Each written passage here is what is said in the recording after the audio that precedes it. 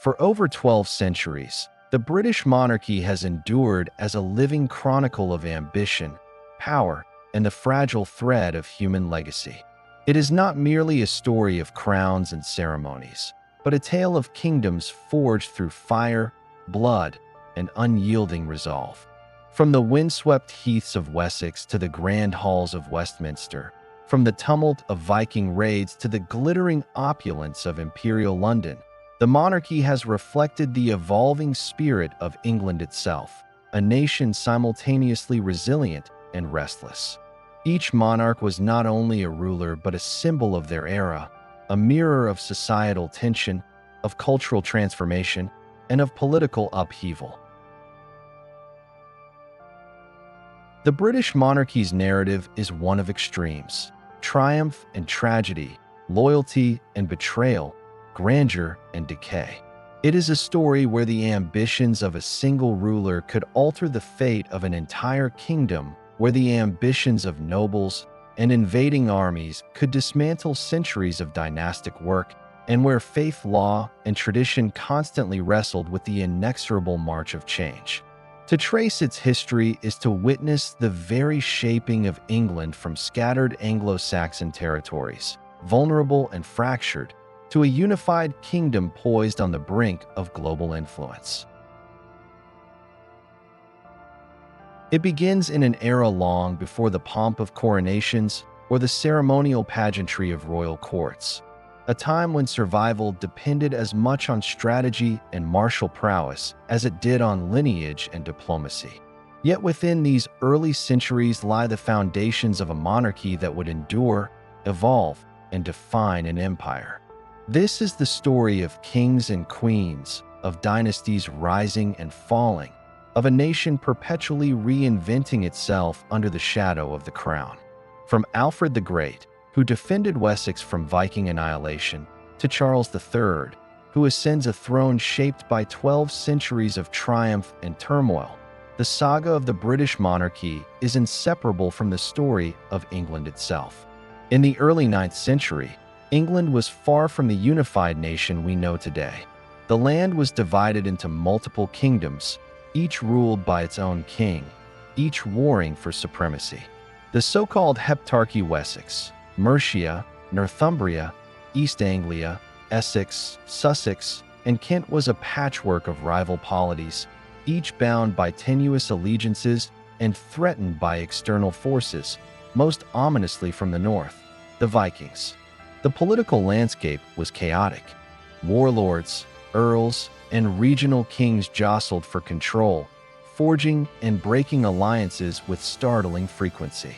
Mercia had long been the dominant power in central England, while Northumbria, rich in monasteries and cultural wealth, often sought independence from southern influence. In this world of constant conflict and fragile loyalties, Egbert of Wessex emerged as a figure of remarkable ambition.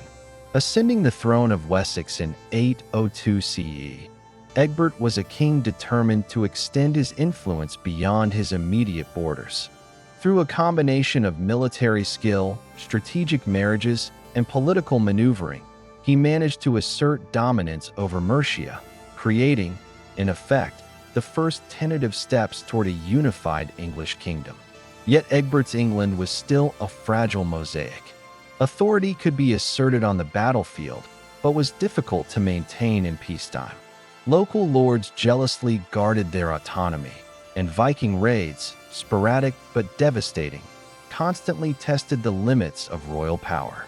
It was in this climate of uncertainty that Alfred of Wessex, later known as Alfred the Great, would rise to historical prominence.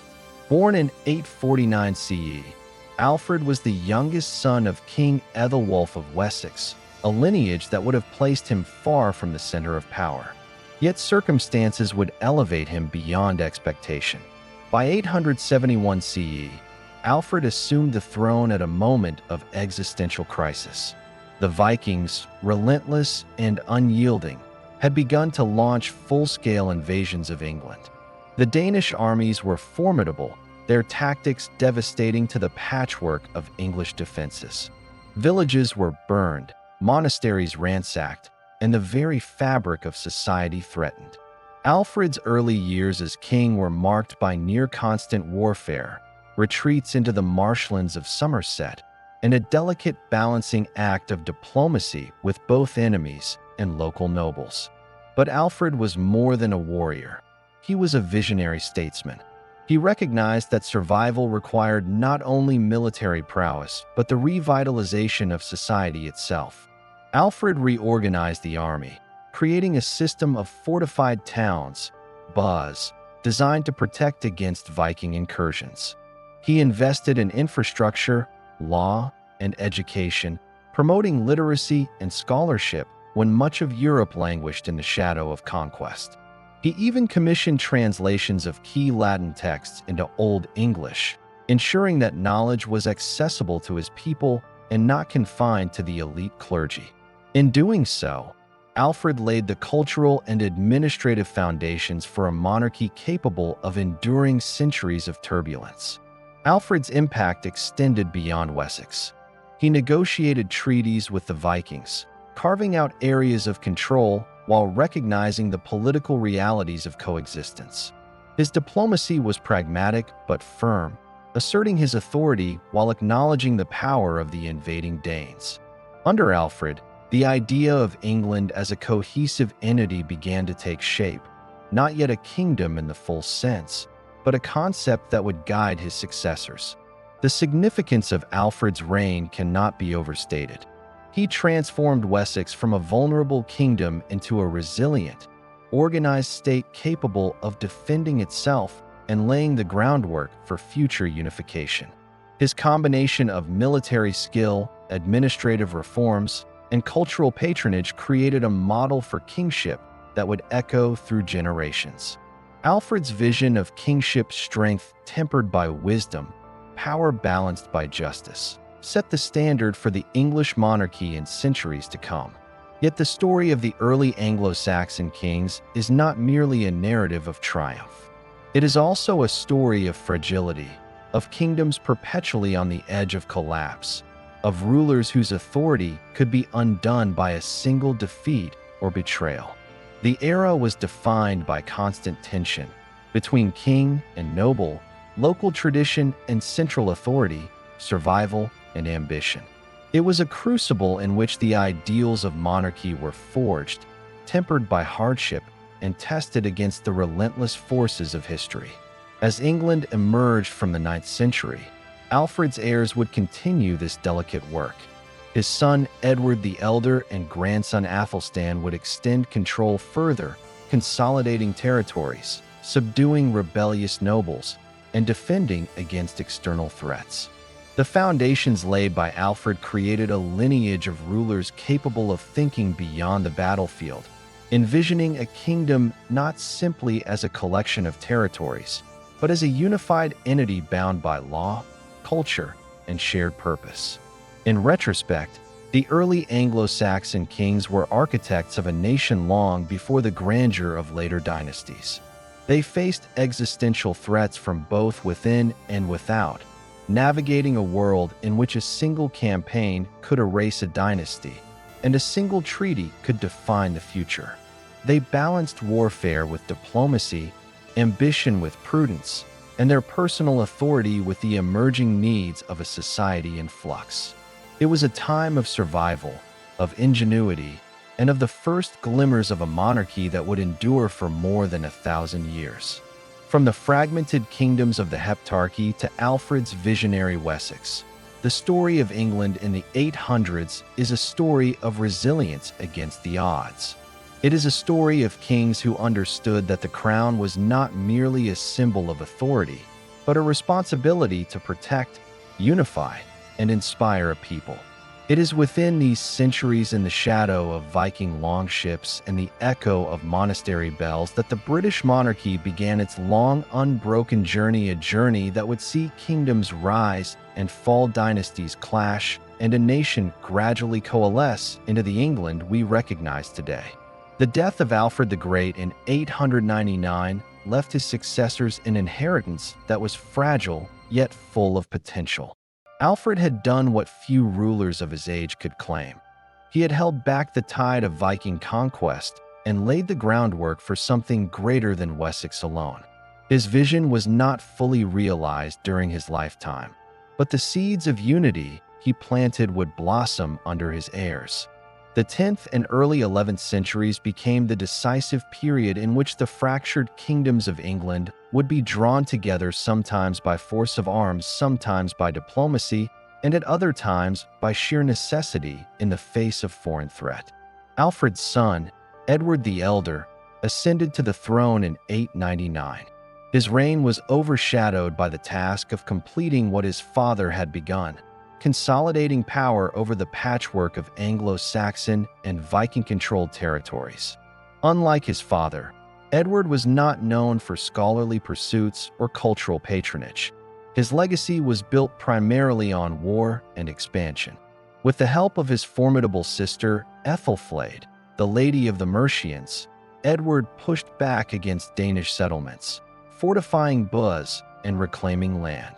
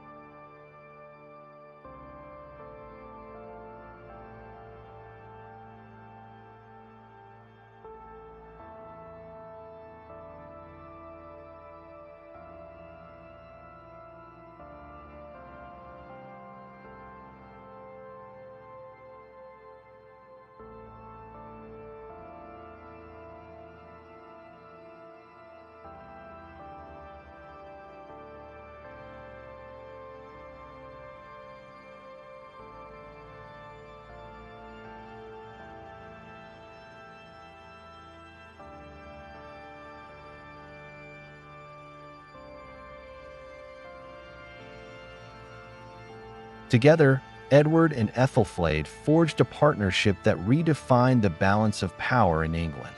By the 910s, Mercia, long a rival to Wessex, now operated in concert with it. Ethelflaed proved herself a capable ruler in her own right, leading armies and governing with the respect of her nobles. Her death in 918 marked the end of Mercian independence, as her daughter was sidelined and Mercia was absorbed into Wessex. In this, the vision of a united England took another step forward. Edward's son, Athelstan, would go even further. Crowned in 924, Athelstan is often remembered as the first true king of all England. His reign marked a turning point when the dream of unity became reality. Through military campaigns, Athelstan subdued Northumbria, bringing the last of the Anglo-Saxon kingdoms under his control. His victory at the Battle of Brunanburh in 937, a clash against a coalition of Scots, Norse, and Strathclyde Britons, was hailed in poetry as one of the great triumphs of the age. Chroniclers portrayed Athelstan not merely as a regional ruler, but as a monarch of European standing, a man whose influence reached across the Channel through dynastic marriages and alliances. Athelstan also advanced the internal cohesion of his realm. He strengthened royal administration, minted coins that carried his image across the land, and promoted legal codes that bound disparate regions under common law. In his court, scholars from abroad mingled with English clerics, creating a vibrant cultural and intellectual atmosphere. It was under Athelstan that England, for the first time, felt like a singular political entity, even if its unity was fragile. The achievement of Athelstan and his successors was never absolute. Kingship in this era was precarious, dependent on personal authority, military strength, and the loyalty of nobles who were never fully subdued. The Viking threat did not vanish, and the northern territories, particularly York, remained difficult to govern. Edmund I, Eadred, and Edgar the Peaceful continued the work of consolidation during the mid-10th century. Edmund met an early death in 946, stabbed during a brawl at a feast, a reminder of how quickly fortune could turn for a king. Eadred faced rebellion in Northumbria and dealt harshly with dissent, burning monasteries that had turned against him. Then came Edgar, whose reign from 959 to 975 earned him the title the Peaceful. Edgar's rule represented a rare moment of stability, during which England's internal structures were strengthened. His coronation in 973 at Bath became the prototype for later royal ceremonies, emphasizing sacred kingship and divine authority. It was during his reign that the idea of kingship as not merely political but sacral took hold, an image of the king as God's anointed, ruling with heavenly sanction. This symbolism would echo down through the centuries of the British monarchy, reinforcing its endurance even in times of crisis. But stability was fleeting. Edgar's son, Athelred II, ascended the throne in 978 and would go down in history with the unfortunate epithet, the Unready, a mistranslation of the Old English unread, meaning poorly advised. His reign exposed the vulnerabilities of a kingdom that had grown complacent in peace. The Viking threat, once contained, returned with ferocity. Waves of Scandinavian armies descended upon England, burning, raiding, and demanding tribute. Ethelred's strategy was often to pay them off with vast sums known as Danegeld, a desperate measure that bought temporary peace but drained the kingdom's wealth and emboldened the invaders. His inability to command loyalty among his nobles only deepened the crisis, as regional leaders often acted independently, weakening the coordinated defense of the realm. In 1013, England faced its gravest threat yet. Sweyn Forkbeard of Denmark launched a full-scale invasion, and Athelred fled into exile in Normandy. For a brief moment, the English crown passed to a foreign king. Although Sweyn died shortly after his conquest, his son Knut the Great returned to press the claim. By 1016, Athelred was dead, his son Edmund Ironside defeated, and England entered a new era under Danish rule. Knut's reign was unlike anything England had experienced before. As King of Denmark, Norway, and England, he ruled a North Sea empire, linking the fates of multiple kingdoms under one crown. Yet, rather than being remembered solely as a conqueror, Knut proved to be a shrewd and capable ruler. He sought to legitimize his rule not by imposing foreign customs, but by adopting English traditions. He maintained the structures of the Anglo-Saxon state, upheld the church, and married Emma of Normandy, Ethelred's widow, to strengthen his claim. Under Knut, England enjoyed relative stability, and his reign was remembered as prosperous, if brief. Chroniclers, often hostile to invaders, portrayed Knut as a king who governed with wisdom and balance. But the North Sea Empire was never destined to last.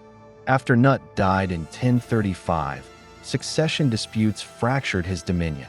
His sons proved weak, and the tenuous links between Denmark, Norway, and England unraveled. By 1042, the English throne returned to the old line of Wessex with Edward the Confessor, son of Athelred and Emma of Normandy. Edward's reign marked a curious blend of continuity and change. Known for his piety and devotion, Edward cultivated the image of a saintly monarch, more at home in prayer than in politics. His commissioning of Westminster Abbey, where he would later be buried, symbolized both his religious devotion and the growing importance of London as the center of royal authority. Yet Edward's reign was far from tranquil. Childless and surrounded by ambitious nobles, his court became a battleground for competing factions. Most prominent among them was the powerful Godwin family, whose influence rivaled that of the crown. Tensions with the Godwins led to moments of open conflict, though Edward was often too indecisive to act decisively against them. At the same time, Edward's close ties to Normandy, he had spent much of his youth in exile there, created suspicions among the English nobility. He surrounded himself with Norman advisors and churchmen, laying the seeds for the crisis that would follow his death. When Edward died in January 1066 without an heir, the fragile unity of England once again faced collapse. The Witan, the Council of Nobles, chose Harold Godwin's son, Earl of Wessex, as king. Harold was a seasoned warrior and the most powerful nobleman in the kingdom, but his claim was not undisputed. Across the sea, William, Duke of Normandy, asserted that Edward had promised him the throne years earlier. In Norway, Harald Hardrada, the last great Viking king, also laid claim, insisting that earlier agreements gave him rights to the crown. The result was one of the most dramatic years in English history. Harold first faced Harald Hardrada at the Battle of Stamford Bridge in September 1066, where the English won a decisive but exhausting victory. Only weeks later, Harold marched south to confront William of Normandy at Hastings. On October 14, 1066, Harold was killed, and with him ended the rule of the Anglo-Saxon kings. The Norman Conquest had begun. The century between Alfred the Great and Edward the Confessor was transformative. England evolved from a fractured collection of kingdoms into a unified realm capable of withstanding internal and external pressures. Its kings built systems of law, governance, and military organization that gave the monarchy durability beyond the lifespan of any single ruler. But the unity they forged was fragile, dependent on strong kings and the delicate balance of noble loyalty. The Viking invasions tested that balance to the breaking point, and the Norman Conquest would ultimately shatter it, ushering in a new dynasty and a new era of monarchy. Yet the Anglo-Saxon kings left an indelible mark. Their vision of a united kingdom, of a monarchy rooted in both sacred authority and practical governance, would survive conquest and continue to shape English identity. From Alfred's buzz to Athelstan's laws, from Edgar's coronation to Edward's Westminster Abbey, the architecture of monarchy was firmly established. The crown was now more than a symbol of personal power. It was the embodiment of a nation. The year 1066 marked one of the most decisive turning points in English history, a year when the fate of the monarchy and the kingdom itself was violently rewritten. The death of Edward the Confessor without an heir plunged England into a succession crisis that opened the door to foreign conquest.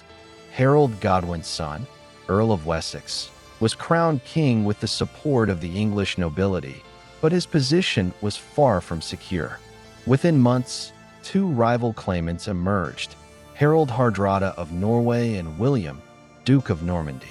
The battles that followed would not only change the monarchy, but reshape the very fabric of English society for centuries to come.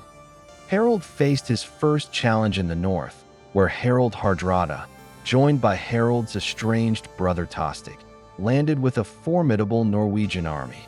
The confrontation at Stamford Bridge in September 1066 was brutal and decisive. The English forces, marching with great speed to intercept their foes, caught the Norwegians off guard. The battle ended with Hardrada dead, Tostig slain, and the Viking threat extinguished in England once and for all. But victory came at a cost. Harold's army was exhausted, battered, and far from the southern coast, where William of Normandy was preparing his invasion.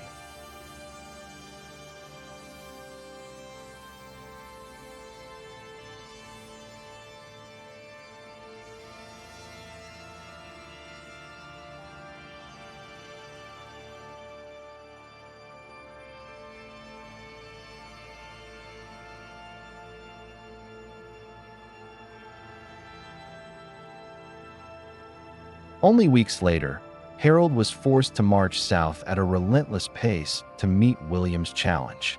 On October 14, 1066, at the Battle of Hastings, the two armies clashed in a struggle that would seal the destiny of the English crown. Harold fought valiantly, his shield wall holding firm for much of the day. But the Normans' cavalry tactics and feigned retreats eventually broke English defenses. Harold was struck down, whether by an arrow to the eye or by Norman swords, remains debated, but his death ended Anglo-Saxon rule. William, soon to be known as the Conqueror, claimed the throne of England. William's victory at Hastings was not simply a change of ruler. It marked the beginning of a profound transformation of the English monarchy, government, and society. He was crowned on Christmas Day in Westminster Abbey, but his rule was far from secure. Rebellions erupted across the kingdom as Anglo-Saxon nobles resisted the foreign king. William responded with a mixture of ruthless suppression and systematic restructuring. He dispossessed the old Anglo-Saxon aristocracy, granting lands to his Norman followers, thereby creating a new elite class that owed loyalty directly to him. This redistribution of land, recorded meticulously in the Domesday Book of 1086, cemented his control and reshaped the social order. The Domesday Book was more than a survey. It was a symbol of Norman efficiency and centralized authority, a record of every field, manor, and household that bound the kingdom in William's grip. The imposition of Norman feudalism altered the balance of power. Land was held in exchange for military service, and every noble was bound to the king through oaths of loyalty. Castles, previously rare in England, sprouted across the landscape as fortresses of Norman dominance. The very language of the court shifted, with Norman French becoming the tongue of power while English persisted among the common people. This linguistic divide would endure for centuries, shaping the evolution of the English language itself. Yet William's conquest was never complete. Rebellions simmered, particularly in the north, where resistance was strong. William's response was brutal. The harrying of the north in 1069 to 1070 devastated Yorkshire and surrounding regions, with villages burned, crops destroyed, and thousands left to starve. Chroniclers described the land as a wasteland, uninhabitable for generations. Such ruthlessness secured Norman dominance, but at the cost of immense suffering. After William died in 1087, his kingdom was divided. His eldest son, Robert Curthose, inherited Normandy, while his second son, William Rufus, became King of England. This division sowed discord between the brothers, a theme that would persist throughout the Norman dynasty. William Rufus, though capable, was deeply unpopular with the church and nobility. His reign was marked by conflict with Archbishop Anselm and accusations of greed and tyranny. In 1100, William Rufus died suddenly while hunting in the New Forest, struck by an arrow in what many suspected was an assassination, though it was never proven. His death opened the way for his younger brother, Henry, to seize the throne. Henry I, known as Beauclerc for his education, proved a shrewd and pragmatic ruler.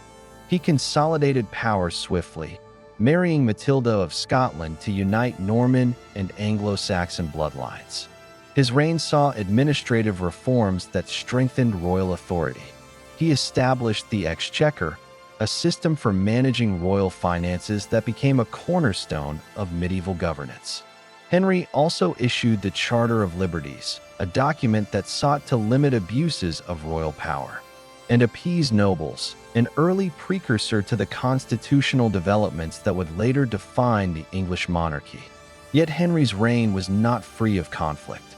His claim to Normandy led to battles against his brother Robert, culminating in the decisive victory at Tinchebray in 1106, where Robert was captured and imprisoned for life. With Normandy secured, Henry ruled over a trans-channel dominion that united England and Normandy under one crown. But Henry's succession would plunge England into turmoil once again. His only legitimate son, William Audalin, drowned in the White Ship disaster of 1120, leaving Henry without a male heir. Desperate to secure the succession, he named his daughter, the Empress Matilda, as his heir and required his barons to swear loyalty to her. Yet the idea of a female ruler was unprecedented, and many nobles resented the prospect. Upon Henry's death in 1135, his nephew Stephen of Blois seized the throne, plunging the kingdom into nearly 2 decades of civil war known as the Anarchy. The Anarchy was a bitter and chaotic conflict between Stephen and Matilda, with loyalties shifting and lawlessness spreading across the land. Chroniclers wrote of a time when Christ and his saints slept, as castles became strongholds of banditry and the authority of the crown disintegrated. Neither side could secure a decisive victory, and the kingdom languished in instability. Matilda, at times, came close to power, even forcing Stephen's capture in 1141, but her stern demeanor and refusal to compromise alienated many. Ultimately, a settlement was reached through the Treaty of Winchester in 1153. Stephen would remain king, but he recognized Matilda's son, Henry of Anjou, as his heir. When Stephen died in 1154, the crown passed peacefully to Henry II, inaugurating the Plantagenet dynasty and bringing to a close the tumultuous Norman chapter of English monarchy. The century that began with conquest at Hastings ended with a kingdom transformed. The Normans had reshaped the monarchy, embedding feudalism, centralizing authority, and intertwining England with continental politics. The Anglo-Saxon order had been dismantled, replaced by a new aristocracy, new institutions, and a monarchy that commanded power in ways unimaginable before 1066. Yet the price of this transformation was steep, marked by brutality, resistance, and decades of civil war. The Norman dynasty left a monarchy stronger in structure, but still vulnerable to the ambitions of men and the uncertainties of succession. The legacy of this era was profound. The English crown had become not merely a symbol of kingship, but the center of a political system that bound land, law, and loyalty to the monarch. The Doomsday Book, the castles, the exchequer, and the feudal bonds all testified to the enduring impact of Norman rule. The monarchy had survived conquest, rebellion, and anarchy, emerging into the age of the Plantagenets with lessons learned at terrible cost. It was now a monarchy capable of commanding loyalty across a realm that was more cohesive than the patchwork of earlier centuries, but also a monarchy constantly vulnerable to the ambitions of claimants and the vagaries of dynastic fortune. The Norman kings had imposed order with iron and fire, but in doing so, they had laid the foundations of a kingdom that could endure beyond them. The Plantagenet dynasty, rising in the 12th century and reigning for over 300 years, left perhaps the most indelible mark on the monarchy and the Kingdom of England. Its story is not a simple tale of kings and courts, but one of restless ambition, ceaseless struggle, and the grinding clash between crown, church, and people. At its beginning stood Henry II, a man of formidable energy, willpower, and vision. His vast dominions stretched from the wilds of Ireland to the vineyards of Aquitaine, forming what would later be known as the Angevin Empire. England was but one jewel in this sprawling domain, and Henry's strength lay in his ability to bring order to a land still marked by the chaos of civil war under King Stephen. Yet his reign was defined as much by conflict as by achievement. His attempt to assert control over the church led to his infamous quarrel with Thomas Becket, Archbishop of Canterbury. What began as a question of authority spiraled into bloodshed when Becket was murdered in his cathedral, shocking Christendom and tainting Henry's legacy. Still, his reign cemented many of the foundations of English governance: common law, itinerant judges, and royal authority that reached further than before. Henry's sons inherited his restless spirit, but with it came division. Richard the Lionheart embodied the knightly ideal, a crusader king whose exploits in the Holy Land earned him lasting renown. Yet his devotion to distant campaigns left England strained, its resources drained, and its king absent for much of his reign. Captured on his return, Richard's ransom burdened his subjects. but his daring and martial charisma etched him deeply into legend. His brother John, by contrast, became a byword for tyranny and failure. John's heavy taxation, failed wars in France, and bitter disputes with the barons eroded royal authority. The breaking point came in 1215, when John's nobles forced him to seal the Magna Carta at Runnymede. Though intended as a temporary truce, this document would echo through the centuries as a cornerstone of English liberty, a precedent for limiting the power of the crown and asserting that kings, too, were bound by law. The Plantagenets weathered John's disastrous reign, and under Henry III, the monarchy staggered between stability and rebellion. Henry's long rule saw artistic patronage and religious devotion flourish, but his favoritism toward foreign advisors and failure to manage his nobles' grievances sparked repeated uprisings. The most famous was led by Simon de Montfort, whose rebellion briefly established a parliament that included commoners alongside nobles and clergy. Though de Montfort was defeated, his legacy endured the seed of representative government planted within the soil of England. The monarchy could no longer rule unchecked. It had to negotiate, cajole, and compromise in ways unthinkable to Henry II.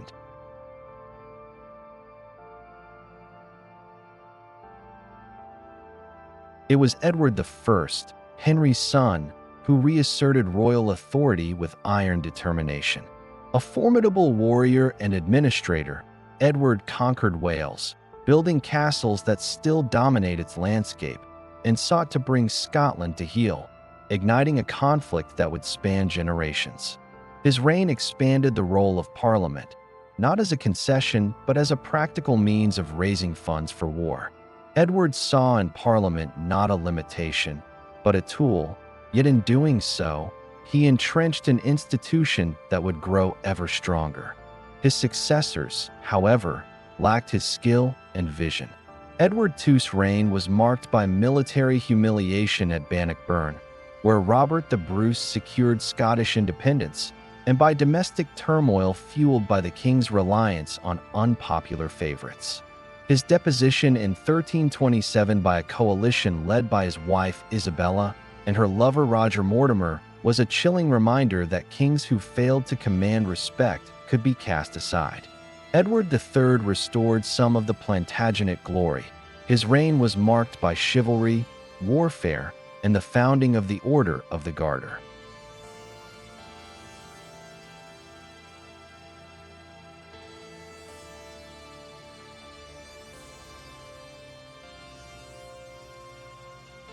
Labor shortages empowered peasants, weakened feudal bonds, and sowed unrest that would explode in the Peasants' Revolt of 1381.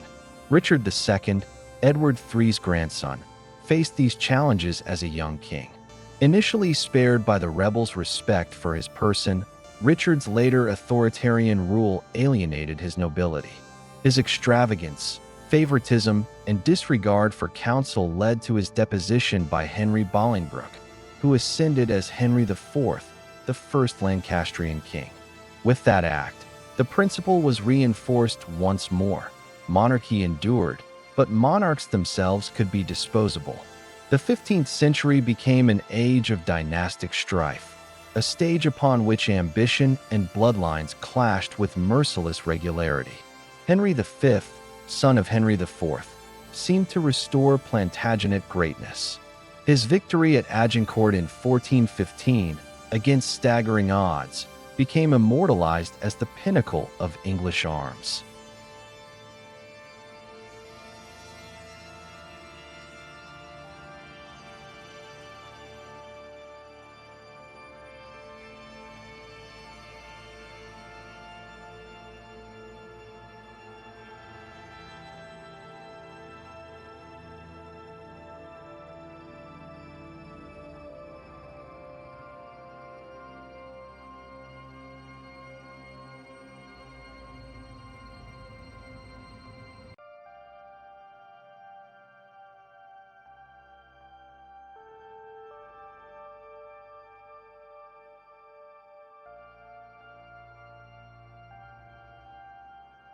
The legal reforms of Henry II, the symbolic power of Magna Carta, the representative stirrings of Parliament, the martial glories of Edward III, and the dynastic catastrophes of the Wars of the Roses, all these threads wove together a monarchy that was both enduring and vulnerable.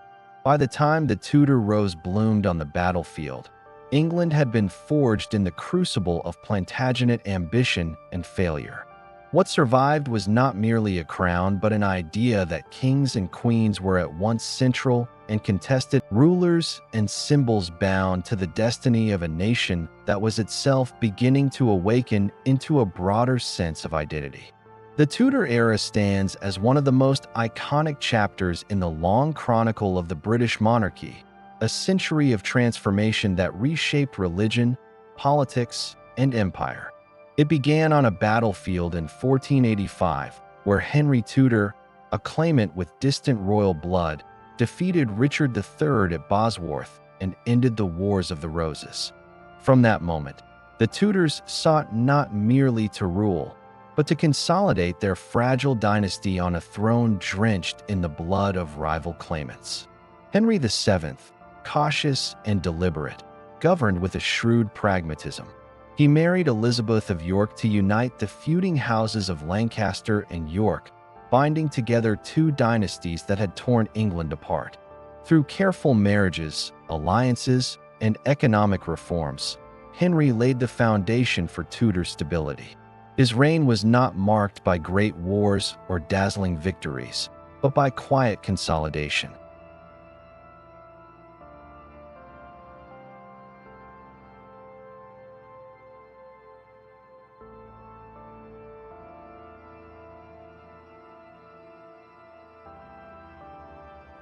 His desperate quest for a male heir led him to break with the Catholic Church, a rupture that would forever alter the course of England.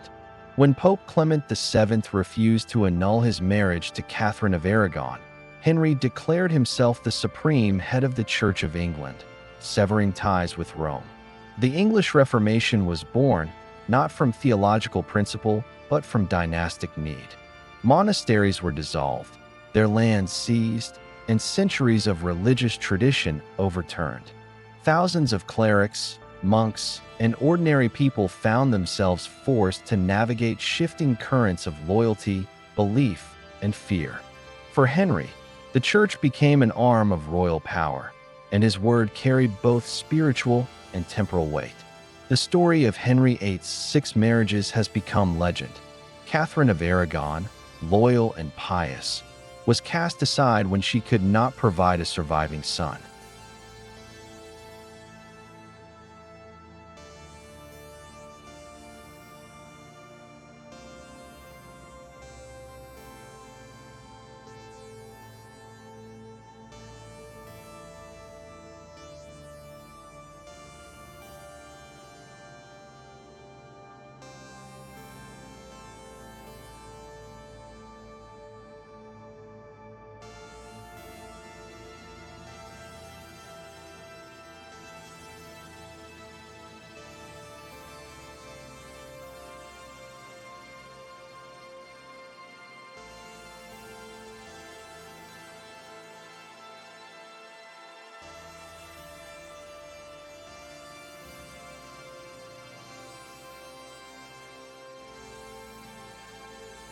Elizabeth I, the last Tudor monarch, reigned for nearly half a century and became one of the most celebrated rulers in English history. Her reign was a delicate balancing act, for she inherited a kingdom fractured by decades of religious conflict. She chose the middle path, establishing the Elizabethan religious settlement. The Church of England retained Protestant doctrine but preserved certain Catholic traditions, a compromise designed to hold the nation together. Elizabeth herself remained unmarried, presenting herself as the Virgin Queen, wedded to her kingdom.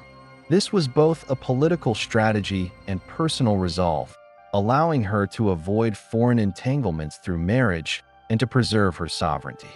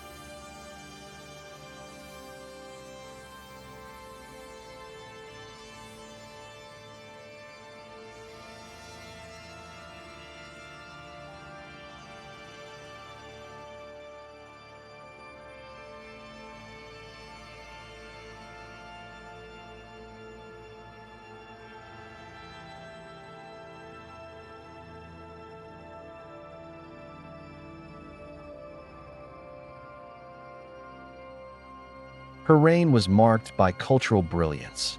The Elizabethan age saw the flowering of literature, drama, and exploration.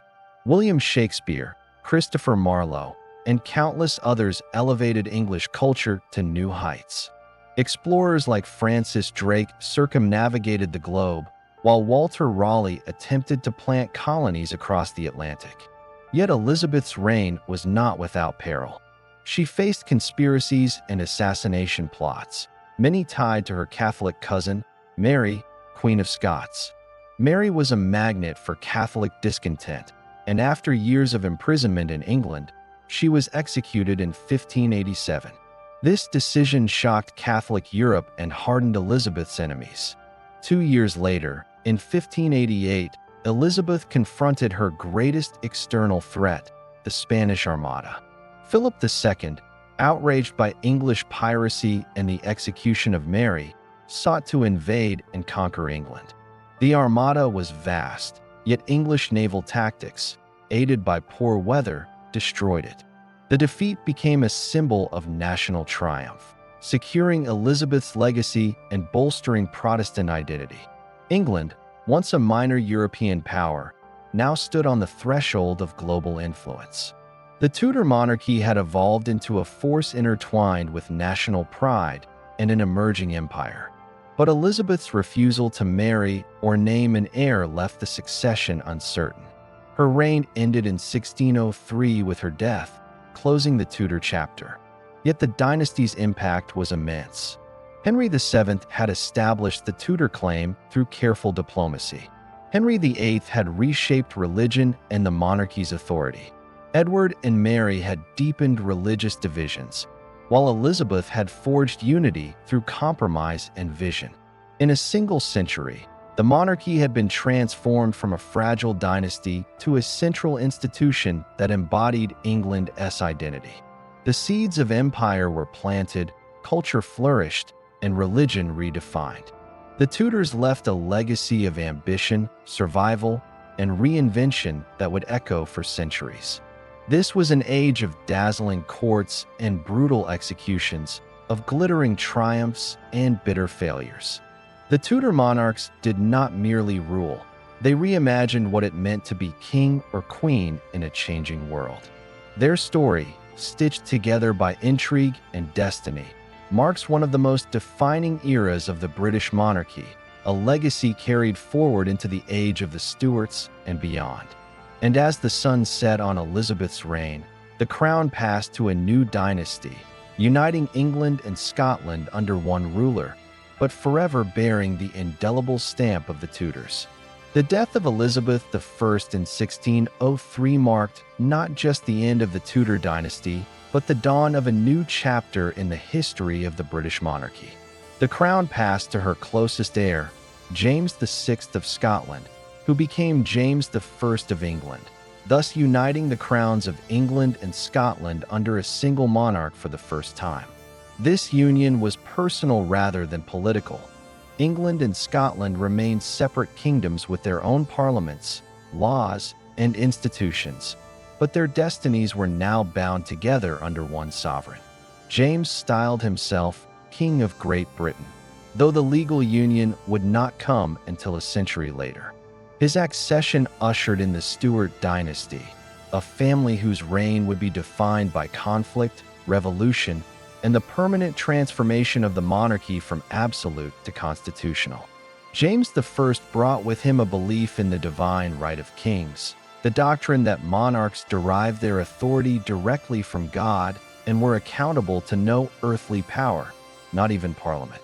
This philosophy clashed with England's political traditions, where Parliament had long exercised a role in taxation and legislation. James was an intellectual, a patron of the arts and learning, remembered for commissioning the King James Bible, a translation that shaped English religious and literary culture for centuries. Yet his reign was marked by tension. Financial mismanagement left the crown perpetually in debt, and his reliance on favorites like the Duke of Buckingham stirred resentment. His attempts to pursue religious conformity also provoked conflict. While he resisted the Puritans' demands for greater reform, He also persecuted Catholics, leading to plots against him. The most famous of which was the Gunpowder Plot of 1605, when Guy Fawkes and fellow conspirators attempted to blow up the king in Parliament. On James's death in 1625, his son Charles I inherited the throne. Where James had been conciliatory, Charles was inflexible. He, too, believed in the divine right of kings, but his personality was more rigid, his sense of royal dignity absolute. Charles soon clashed with Parliament over money, religion, and authority. When Parliament refused to grant him the funds he demanded, he dissolved it repeatedly, ruling without it for 11 years in what became known as the Personal Rule. During this period, Charles raised revenue through controversial means, forced loans, ship money, and fines that many saw as illegal. His attempts to impose religious uniformity, particularly the introduction of an Anglican prayer book in Scotland, sparked resistance and rebellion. The conflict between the king and Parliament escalated into open confrontation in 1642. The English Civil War had begun. Royalist forces, known as Cavaliers, fought for the king, while parliamentarians, or Roundheads, rallied under the leadership of men like Oliver Cromwell. The war tore England apart, dividing families and communities. At first, Charles's forces held their own, but Parliament's new model army, disciplined and ideologically driven, gradually gained the upper hand. The execution of Charles's ally, Archbishop Laud, symbolized the collapse of royal authority. In 1646, Charles was captured, and though he briefly regained some support, his refusal to compromise sealed his fate. In 1649, Charles I was tried for treason by a court established by Parliament. It was an unprecedented moment. For the first time, an English king was put on trial by his own people. Charles defended his right to rule as divinely ordained, but the verdict was foregone. He was condemned and executed outside the banqueting house in Whitehall. His death shocked Europe and sent tremors through the institution of monarchy. England had become, for a brief period, a republic.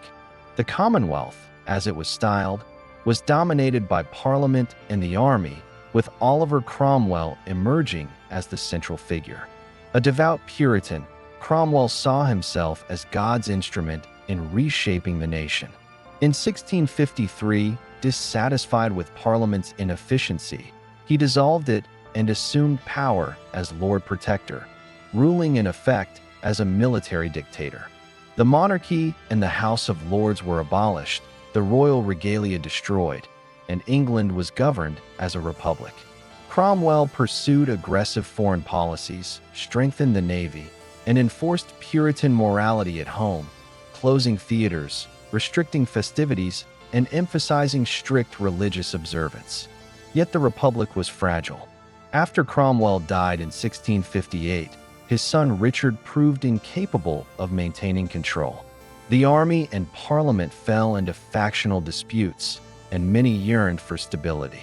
By 1660, the monarchy was restored under Charles II, son of the executed king. The restoration was greeted with celebrations, theaters reopened, and royal authority reinstated. Yet the monarchy was not the same as before. The trauma of civil war and republic lingered, shaping the relationship between king and parliament. Charles II was a charismatic and pragmatic ruler, but his reign was not without turmoil. Plague struck London in 1665, killing tens of thousands, followed by the Great Fire in 1666, which destroyed much of the city. Religious tensions persisted, with fears of Catholic influence growing as Charles maintained ties to Catholic powers abroad. Though outwardly Anglican, he secretly converted to Catholicism on his deathbed, a fact that confirmed suspicions for many.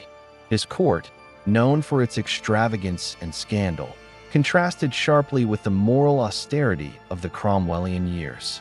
When Charles II died in 1685 without legitimate heirs, the crown passed to his brother, James II.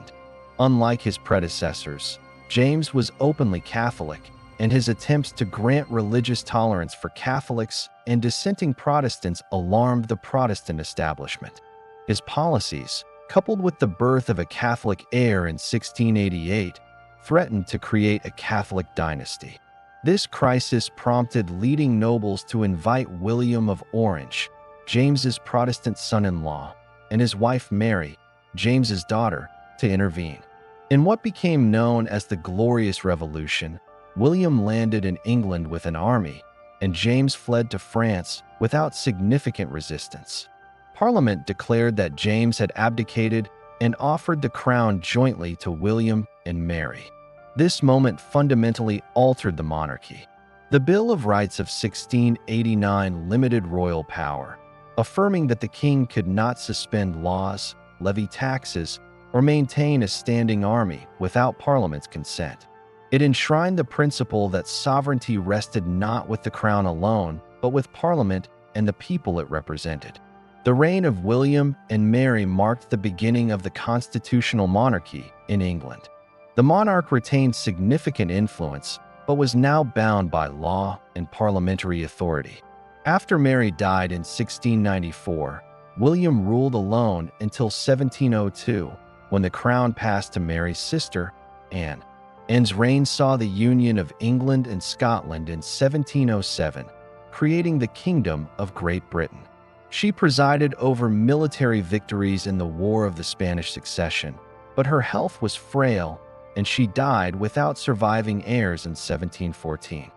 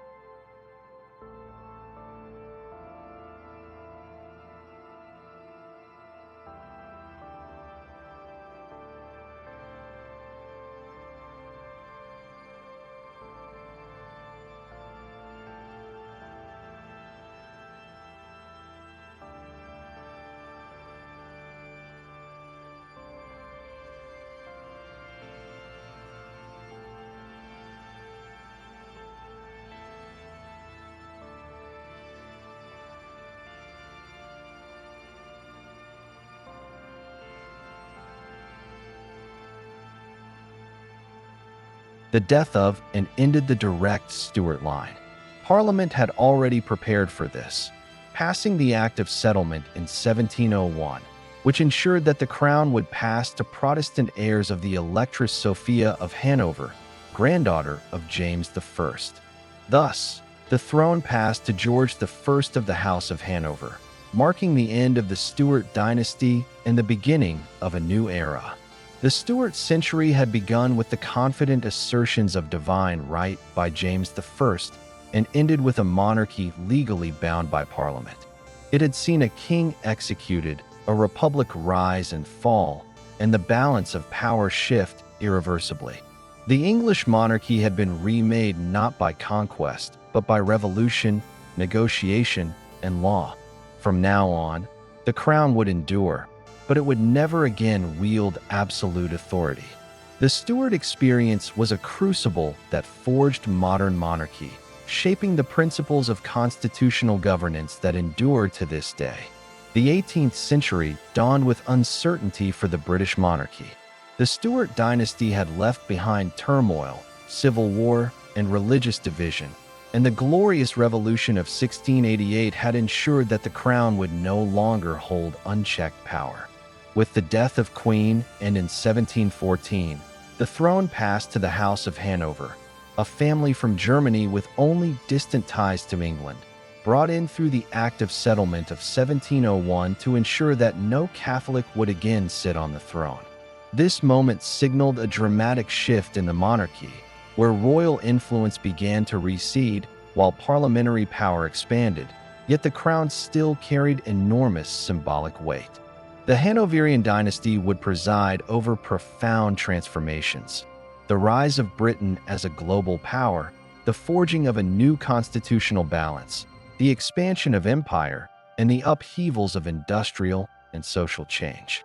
The first Hanoverian monarch, George I, spoke little English and remained deeply tied to his German homeland of Hanover. His reign was marked by suspicion and unfamiliarity, and though he was king, much of the actual governance fell increasingly to ministers such as Robert Walpole, often regarded as Britain's first prime minister. George I faced challenges in asserting his legitimacy, particularly from supporters of the deposed Stuarts, known as Jacobites, who continued to plot the restoration of James II's descendants. The Jacobite Rising of 1715, led by James Francis Edward Stuart, the Old Pretender, was an early and serious test of the new dynasty. Though the rising ultimately failed, it underscored how fragile the Hanoverian claim was in its early decades. George II, his son, inherited the throne in 1727. More confident than his father, George II still faced periodic Jacobite threats. The most serious came in 1745 when Charles Edward Stuart, Bonnie Prince Charlie, the young pretender, landed in Scotland and rallied Highland clans to his cause. The Jacobite army marched as far south as Derby, sending waves of panic through London. Yet the rebellion collapsed after the decisive Battle of Culloden in 1746, where government forces crushed the Jacobites and ended their hopes of restoring the Stuart line. This moment marked the final serious threat to Hanoverian rule, and the monarchy was thereafter secure.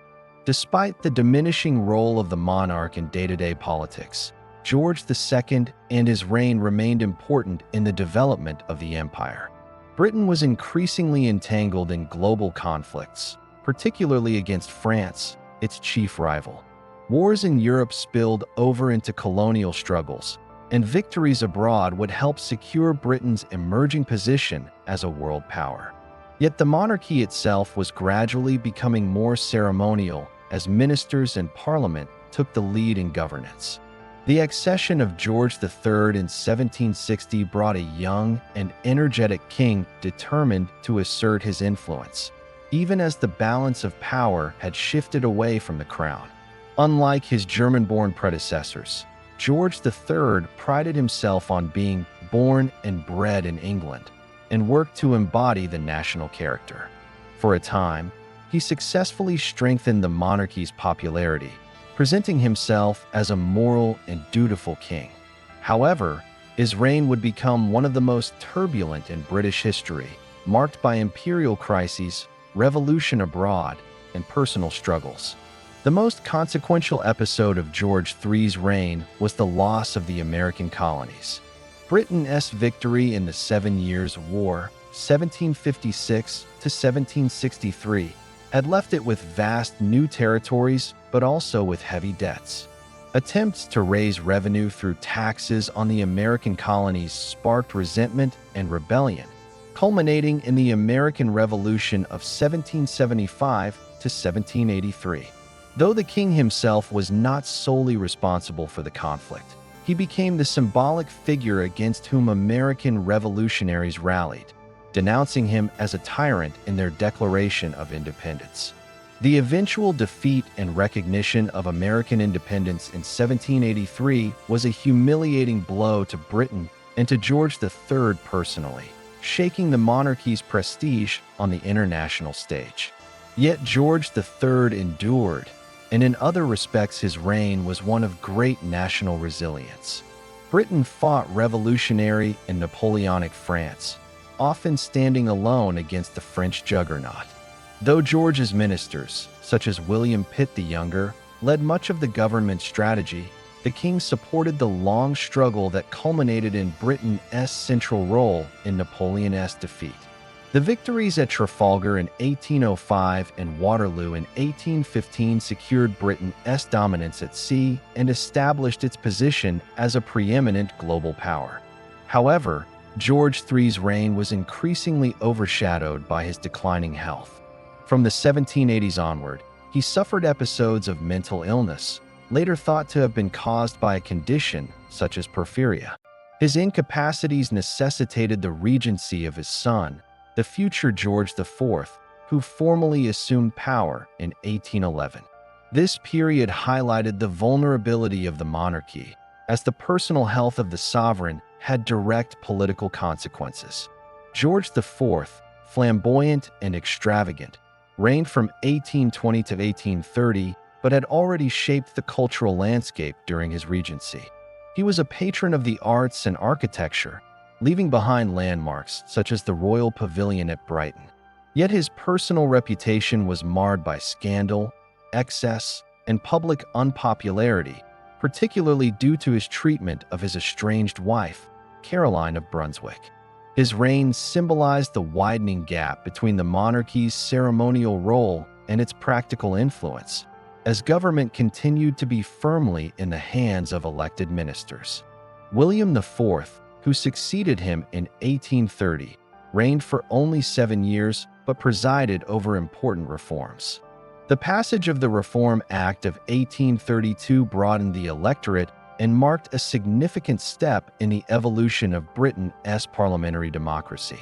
William himself had little interest in politics and served largely as a transitional figure between the excesses of George IV and the monumental reign that followed. That monumental reign began in 1837 with the accession of Queen Victoria, who would become one of Britain's most iconic monarchs. Ascending the throne at just 18, she reigned for 63 years, overseeing an era of immense change. The Victorian age witnessed the height of the British Empire, the profound transformations of the Industrial Revolution, and the emergence of Britain as the world's foremost economic and naval power. Victoria became a symbol of national identity and continuity, embodying values of duty, morality, and domesticity that defined her age. Her marriage to Prince Albert of Saxe-Coburg and Gotha was central to her personal and political life.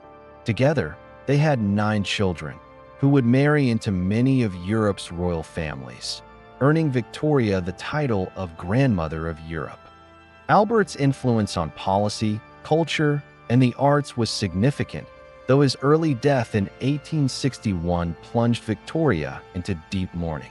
For years, she withdrew from public life, which damaged the monarchy's popularity. Yet over time, she reemerged and reasserted her role, especially as the empire expanded across Africa, Asia, and the Pacific. Victoria's reign also saw the monarchy adapting to its increasingly constitutional role. While prime ministers like Lord Melbourne, Benjamin Disraeli, and William Gladstone carried out the business of governance, Victoria remained a potent symbol of unity. Her jubilees marking 50 and 60 years on the throne were celebrated as national and imperial festivals, highlighting the monarchy's enduring relevance even as its direct power waned. By the time of her death in 1901, the British monarchy had been reshaped. No longer the source of executive authority, it had become a constitutional and symbolic institution, bound by Parliament but rooted in the hearts of the people. The Hanoverian dynasty had evolved into the House of Saxe-Coburg and Gotha, renamed the House of Windsor during World War I to distance the family from its German origins. Through wars, reforms, and social upheavals, the monarchy had survived by adapting to changing circumstances. From the fragile foothold of George I in the early 18th century to the commanding presence of Queen Victoria at the dawn of the 20th, the monarchy endured crises of legitimacy, wars of survival, and challenges of relevance. The 18th and 19th centuries redefined what it meant to be a monarch in Britain, transforming the crown from a contested source of power into a cornerstone of constitutional stability and national identity.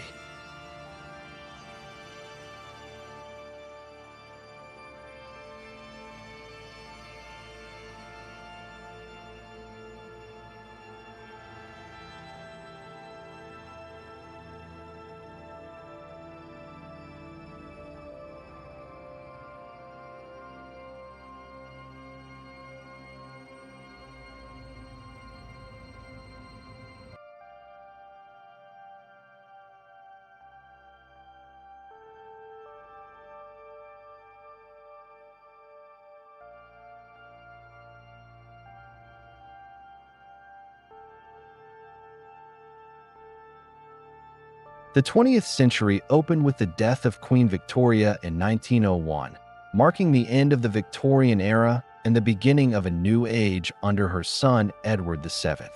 Though already in his 60s when he ascended the throne, Edward VII proved a surprisingly effective monarch. His reign, though brief from 1901 to 1910, was a bridge between the old and the new, between the moral rigidity of the Victorian period and the modern uncertainties that would soon engulf Europe. Known as the Uncle of Europe for his many family ties across the continent, Edward VII moved easily among foreign courts, using his personal diplomacy to strengthen Britain's alliances. He was particularly instrumental in fostering the Entente Cordiale with France, which would later prove critical during the First World War. His personal lifestyle, often criticized for indulgence and scandal during his decades as Prince of Wales, became less of a liability as king.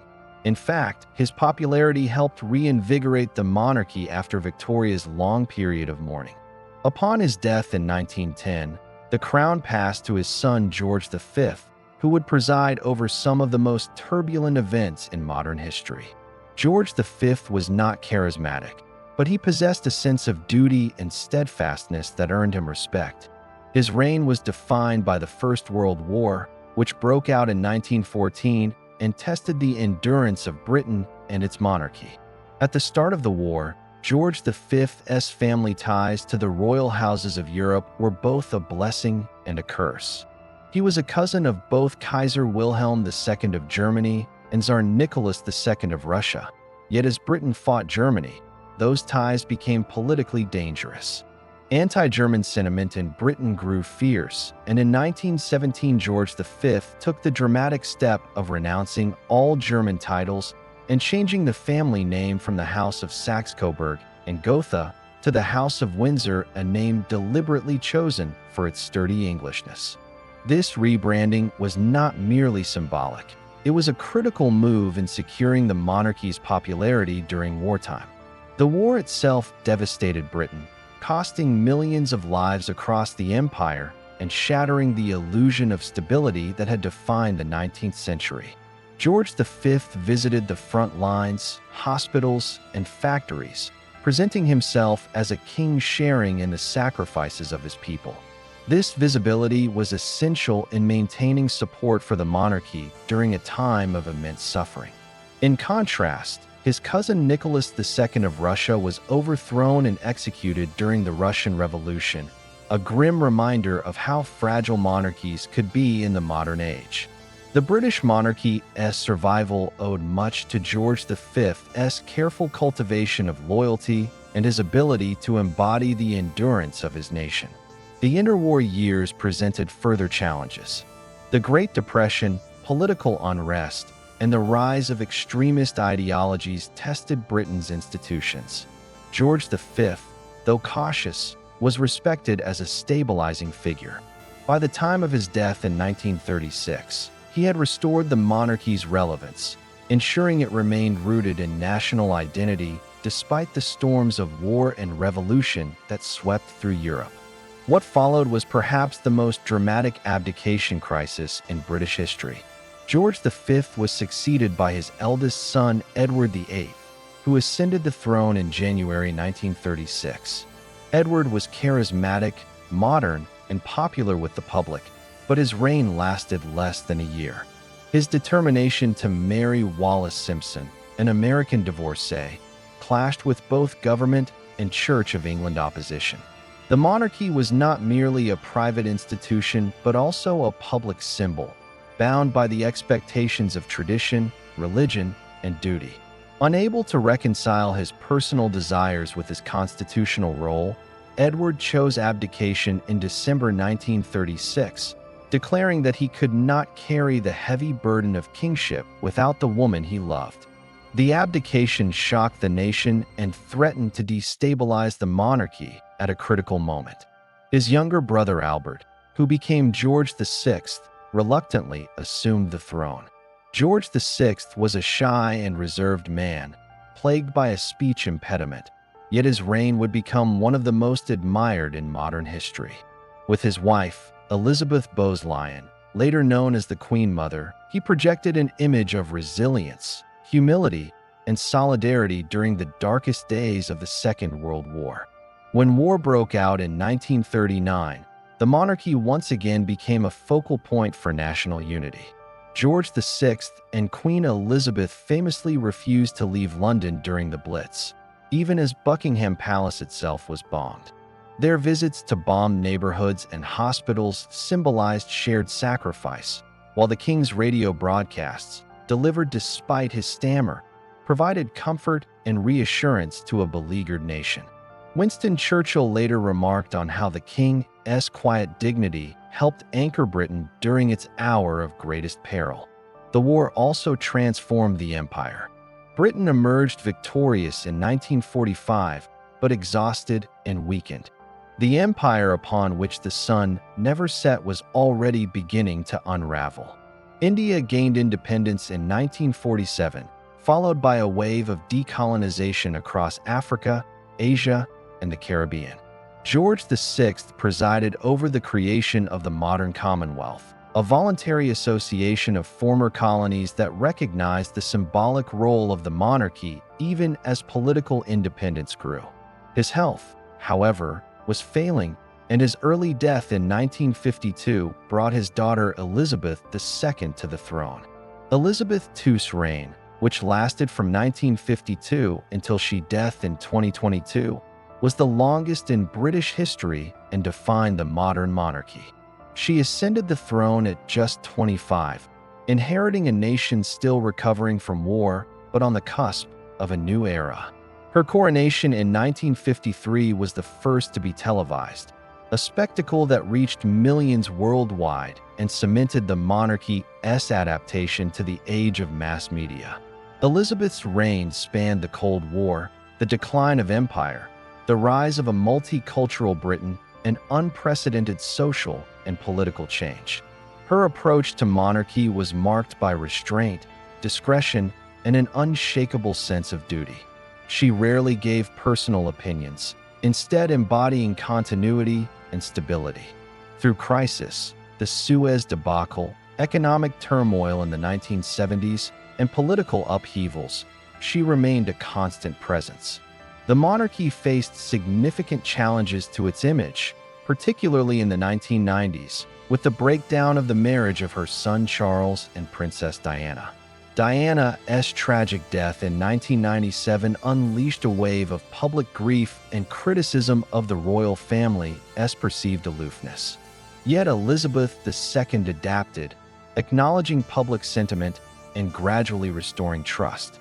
Her reign was also defined by celebrations and jubilees that marked her milestones, each becoming a moment of national reflection and pride.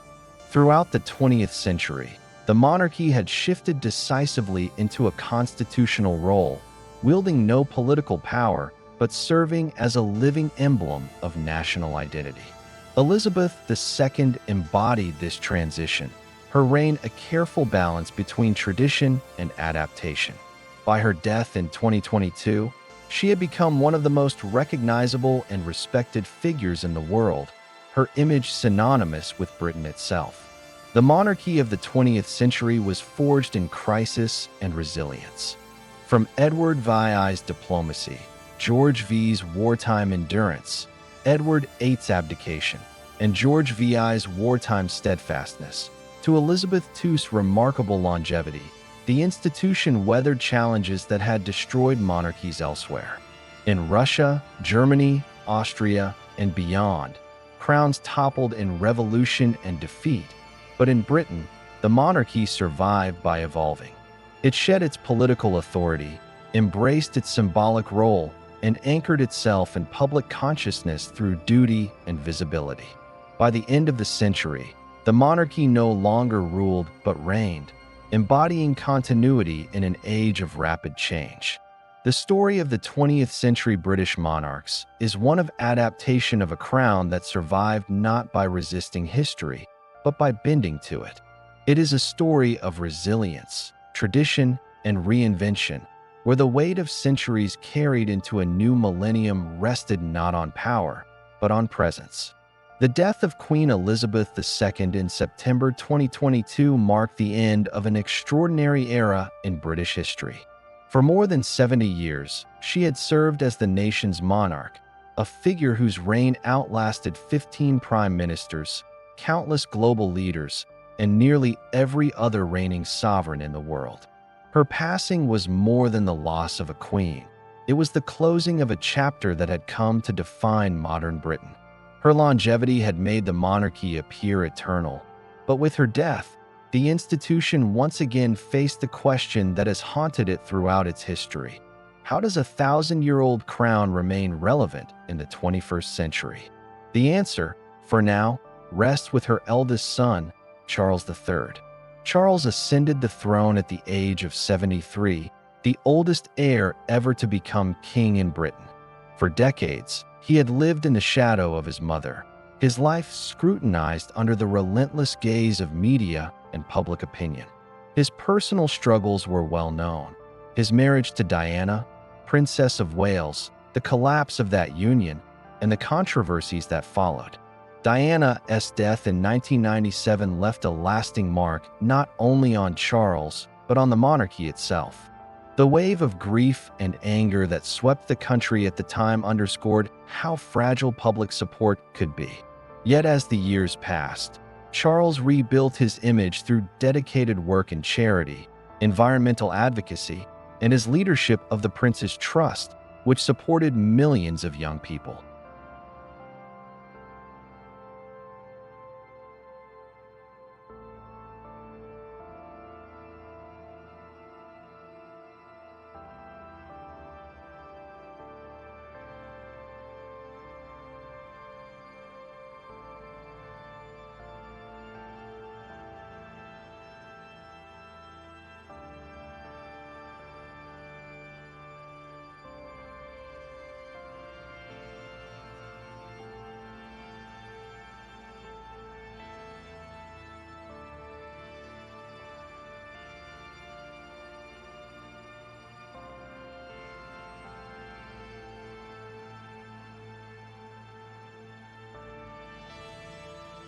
As king, Charles inherited both an institution with deep historical roots and a host of modern challenges. The monarchy had long since ceased to hold political power, but it continued to play a vital constitutional and ceremonial role. His immediate task was to ensure a smooth transition, maintaining continuity while also acknowledging that change was inevitable. His first addresses as king were carefully crafted, paying tribute to his mother's legacy while pledging to uphold the values of service and duty that had defined her reign. In these early days, public sentiment was largely respectful, though questions about the monarchy's long-term future remained ever present. The 21st century posed new difficulties for the crown. One was the changing place of Britain in the world. The empire had vanished, replaced by the Commonwealth of Nations, a voluntary association of countries, many of which maintained ties of affection and history with the monarchy. Queen Elizabeth II had been a unifying figure for the Commonwealth, respected across continents for her steady leadership. Whether Charles could maintain that loyalty was uncertain. Already, some nations were signaling their intention to remove the British monarch as head of state and become republics. In 2021, Barbados made this transition, and debates in Jamaica, Australia, and other countries suggested that the process might continue. At home, the monarchy faced scrutiny from an increasingly diverse and questioning public. Generational divides were stark. Older Britons, who had lived through Elizabeth II's reign, often viewed the monarchy as an anchor of stability. Younger generations, however, were less convinced. Polls showed declining support among the youth, many of whom questioned the monarchy's relevance in a democratic society. For Charles, balancing respect for tradition with the need for modernization became a delicate task. His emphasis on causes such as climate change, interfaith dialogue, and community engagement suggested he sought to redefine the monarchy's role in contemporary society, though how far this would resonate remained to be seen. The personal life of the royal family continued to attract intense attention, often overshadowing constitutional duties. The relationship between Charles and his second wife, Camilla, once the source of controversy, evolved into greater public acceptance. Camilla was crowned alongside Charles at his coronation in 2023, a moment unthinkable in the turbulent years after Diana's death. Yet the memory of Diana continued to shape public perception of the monarchy, particularly through her sons, Princes William and Harry. William, as Prince of Wales and heir to the throne, represented continuity and the future. His wife, Catherine, Princess of Wales, was admired by many and often compared to Diana for her poise and popularity. In contrast, Harry's decision with his wife, Meghan, to step back from royal duties in 2020 and move to the United States created deep divisions within the royal family and the public. Their interviews and media ventures exposed tensions, raising uncomfortable questions about race, tradition, and the institution's inner workings. Despite these controversies, the monarchy retained its ceremonial importance. State openings of Parliament, trooping the color, and royal visits continued to draw attention, blending centuries-old ritual with modern media spectacle. The coronation of Charles III in Westminster Abbey, broadcast to millions around the world, was a reminder of the monarchy's enduring pageantry. Yet the grandeur of these ceremonies also stood in contrast to growing economic pressures in Britain, where debates about inequality, the cost of living, and the role of public funding for the monarchy sharpened criticism. For many, the question was not whether the monarchy could adapt, but whether it should continue at all. Historically, the monarchy has survived precisely because of its ability to evolve. From the Anglo-Saxon kings who struggled against Viking invasions, to the Plantagenets who codified law and waged dynastic wars, to the Tudors who broke with Rome, to the Stuarts who faced civil war and revolution, the crown has endured by bending to the demands of each era. The Glorious Revolution of 1688 transformed the monarchy into a constitutional institution. The reign of Victoria reshaped it as a symbol of empire and national unity.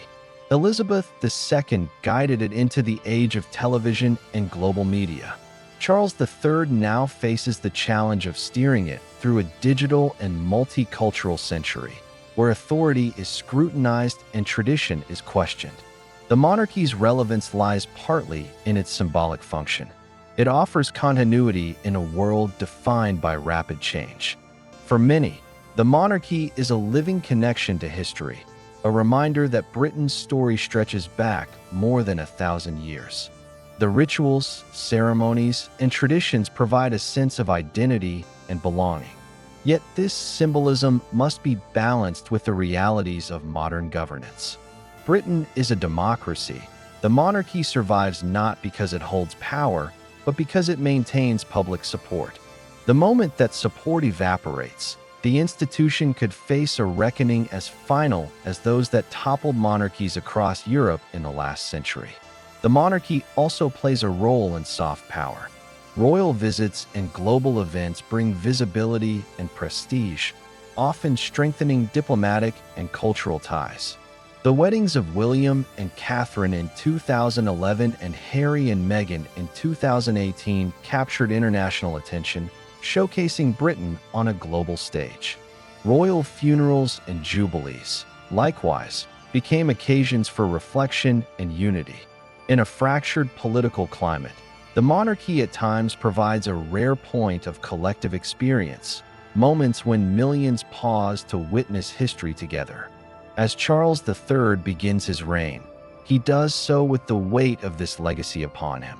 His mother's example casts a long shadow, but it also offers a guide, dedication to duty, restraint in public life, and adaptability to changing circumstances. His reign is unlikely to match hers in length, but its importance lies in whether it can hand the crown securely to the next generation. Prince William stands as the future of the monarchy, and his ability to connect with younger Britons may well determine whether the institution survives into the next century. The story of the modern monarchy is not yet finished. It is a chapter still being written, shaped by political currents, cultural debates, and the personal lives of those who wear the crown. But what is certain is that the monarchy, like the nation it symbolizes, is at a crossroads. Its survival has always depended on reinvention, on balancing tradition with change. The challenges of today's globalization, diversity, social justice, and generational divides are different from those of Alfred the Great, William the Conqueror, or Henry VIII. But the underlying question is the same. Can the monarchy remain relevant to its people? In reflecting on its long arc, from the tribal kings of Anglo-Saxon England to the Windsor dynasty of the 21st century, one theme emerges with clarity: endurance. The monarchy has endured through conquest, reformation, revolution, and world wars. It has endured betrayal and abdication, scandal and triumph. Its story is not merely one of kings and queens, but of a nation's evolving identity. Charles III now carries that story forward. Whether it continues into another century depends not on ancient crowns or golden thrones, but on whether the monarchy can still speak to the people it serves.